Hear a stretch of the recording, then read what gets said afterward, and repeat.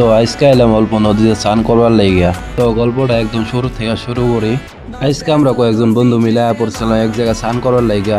আর নদীর পাড়ে আইসি যদি কিছু না খেলে কি আর চলবো, তার জন্য আমরা যাইতেছি ওই পারে করিবিল বলে একটা জায়গা আছে। ওই জায়গা থেকে আমরা কয়েকটা বস্তু কিনা নিয়ে গা। তার মানে গাইস এটা আশেপাশে এত একটা বড় দোকান নাই, তার জন্য আমরা ওই করিবিল যাইতেছি।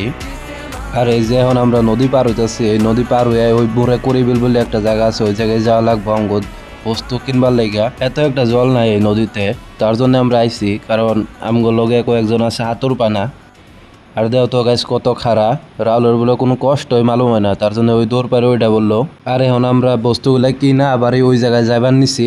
আর এই যে দেখো যাওয়ার সময় কিন্তু এত মানুষ আসছিল না, আর এখন আয় দেয় প্রচুর পরিমাণে মানুষ আয় পড়ছে। আর এখন আমরা এনে আয় পাইয়া গেলাম বস্তুগুলা নিয়ে। আর আমরা খাবার লাগে ওই পারে যাইতেছি, ওই পারে যাওয়া লাগবো কারণ এই পারে প্রচুর পরিমাণে মানুষ আছে, তার জন্য ওই পারে যাইতেছি নদী পার হইয়া। এনে কিন্তু তিনটা নদী এক লগ হয়েছে, তার জন্য আমরা একটা পার হইলাম আর একটা পার হইতেছি। আর এনে কিন্তু আমরা যেগুলো বস্তু আনছিলাম খাওয়া শুরু করে দিছি।